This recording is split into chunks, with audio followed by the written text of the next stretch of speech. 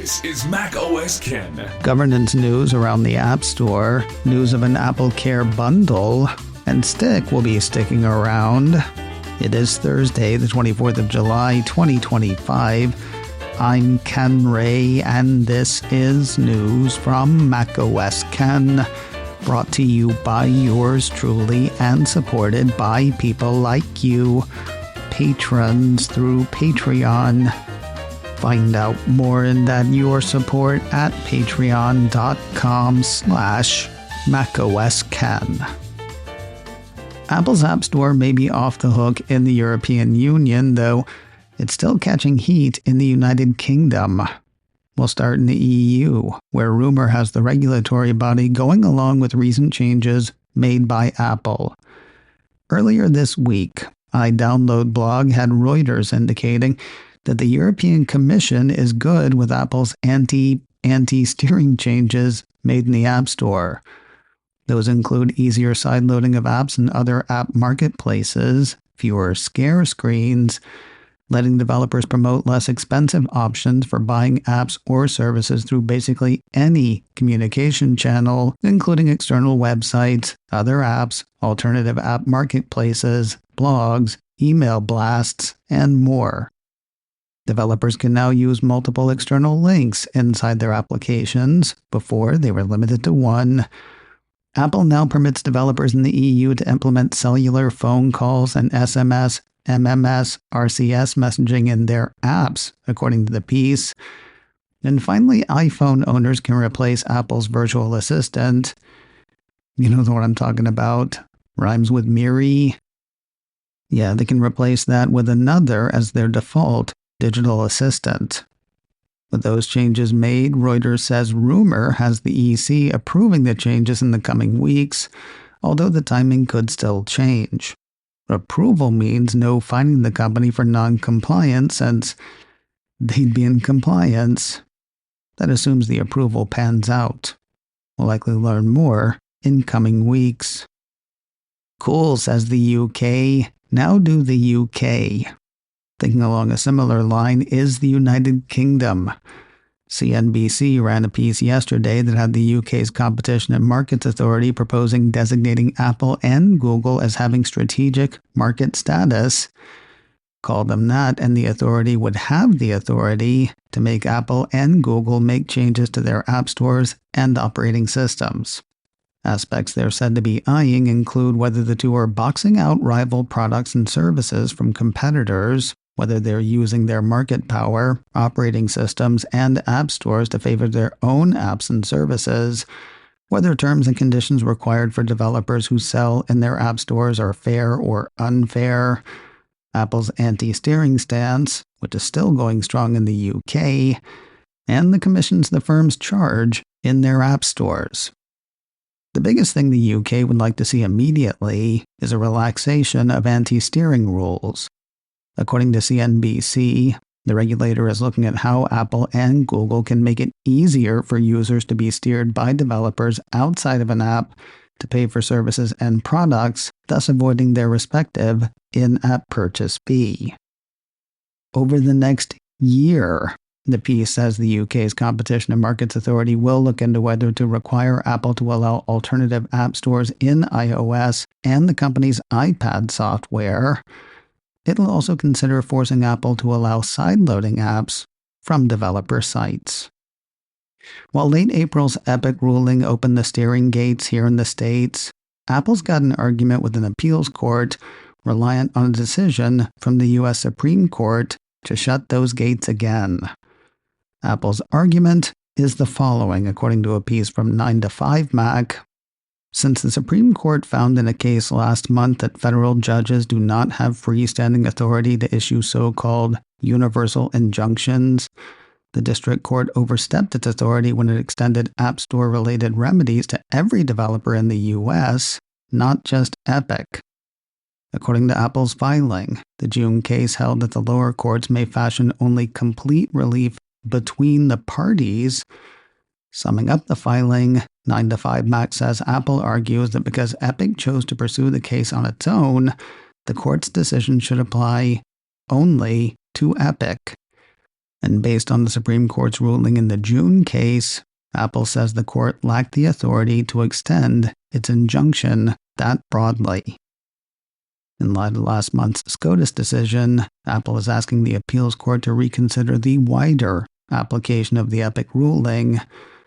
No word in the piece on when a decision might be reached. The next time you go to cancel an App Store subscription, you might get a better offer. Another piece from 9 to 5 Mac says Apple is in the process of adding a retention messaging API.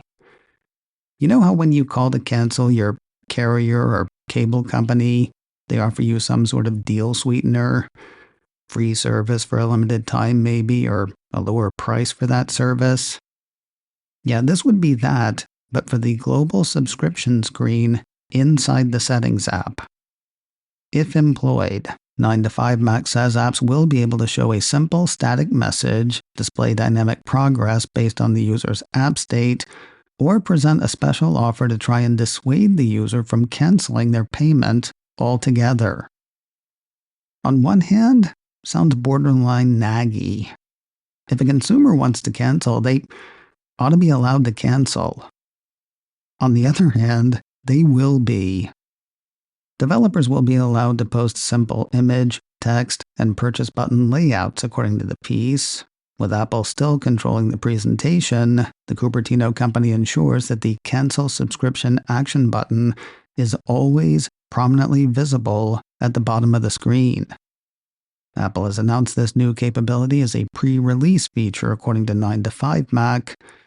While the site assumes it will eventually be offered to all apps that offer subscriptions through the App Store, there's no word on when that might happen.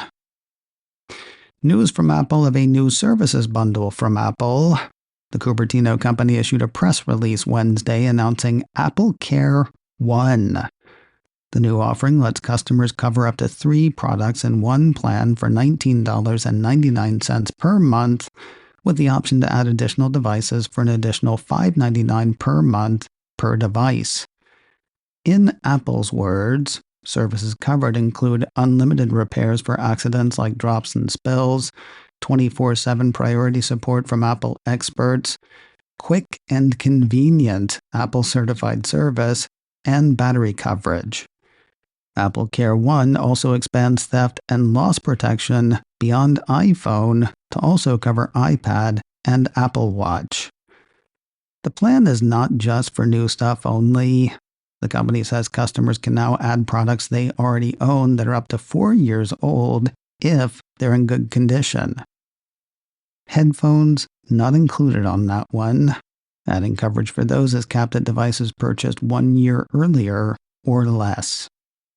More information is available at apple.com/AppleCare.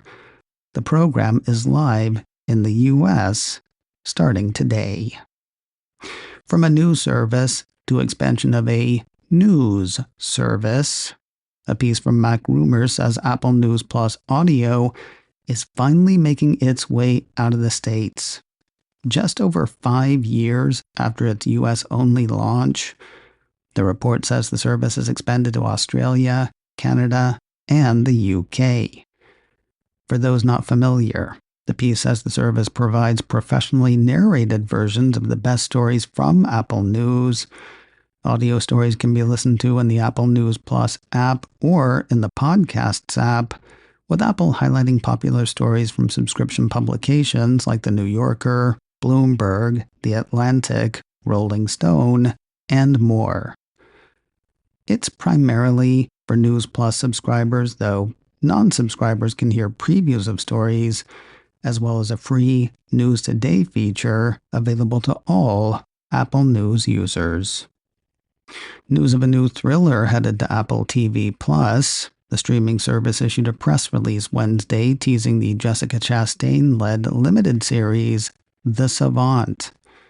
Describing the show, the release says the tense and thrilling series follows an undercover investigator known as the Savant, played by Chastain, as she infiltrates online hate groups in an effort to stop domestic extremists before they act. 8 episodes in this limited series The first 2 hit Apple TV Plus on Friday, the 26th of September. And finally today, it looks like Stick will be sticking around. In another press release Wednesday, the Cupertino streamer announced a second season renewal for the feel-good sports comedy. Starring Owen Wilson, Peter Dager, and Mark Maron, just to name a few, the Season 1 finale of Stick hit Apple TV Plus on Wednesday. No word on when Season 2 will land in the stream. macOS Can, brought to you by me, and supported by people like you, patrons through Patreon.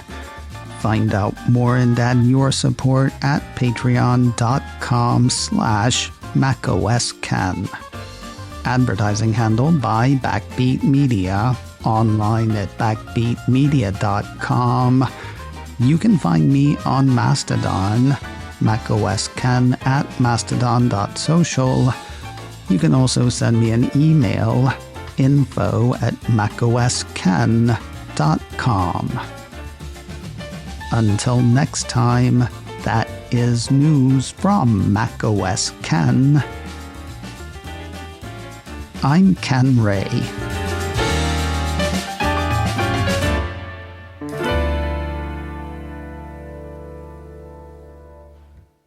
Leonard likes this post.